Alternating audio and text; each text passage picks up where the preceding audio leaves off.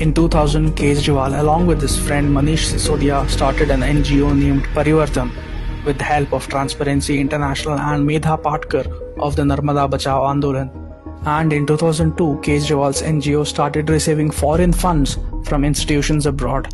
One of them was Ford Foundation. In 2004, he became an Ashoka Fellow. Guess who funds Ashoka? Ford Foundation. In 2006, Kejriwal received the Ramon Magsaysay Award, which is also patronized by the Ford Foundation. Now, the Ford Foundation is a problematic organization. In 2015, the government of Gujarat, while investigating Teesta Setalwad's embezzlement case, came across funding by Ford Foundation to her entities. It is also linked to the USA's Central Intelligence Agency, or the CIA, which has been documented in a number of articles and books. A 2001 article titled "The Ford Foundation and the CIA," written by an American professor named James Petras, states that the CIA uses philanthropic foundations as the most effective conduit to channel large sums of money to agency projects without alerting the recipients to their source. British journalist and historian Francis Stoner Saunders, in his 1999 book Who Paid the Piper? The CIA and the Cultural Cold War, states that CIA considers foundations such as Ford the best and most plausible kind of funding cover.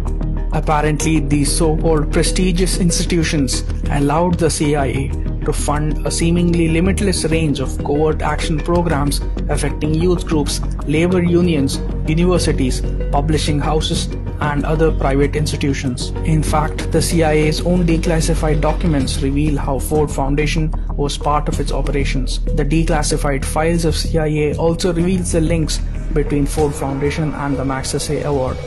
Now let's connect the dots. Arvind Kejriwal rises to prominence with an NGO funded by Ford Foundation, becomes a fellow of the organization funded by Ford Foundation, and gets an award funded by the Ford Foundation.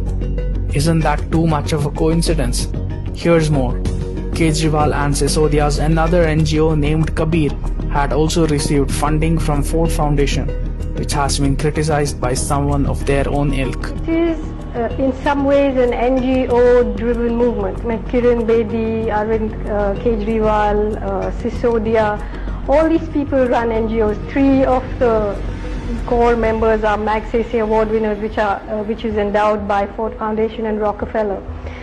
And I wanted to point to the fact that what is it about these NGOs funded by World Bank or Ford and so on? Why are they participating in sort of mediating what public policy should be?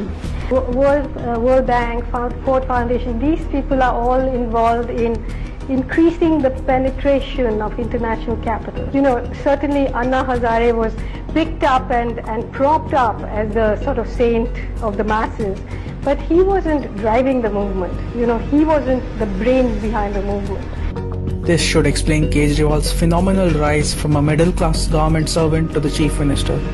The entire Jan Lokpal movement against corruption that was supposedly spearheaded by Anna Hazare prima facie looks engineered by external agencies to place their own man on the seat of power. Now that is a serious national security threat.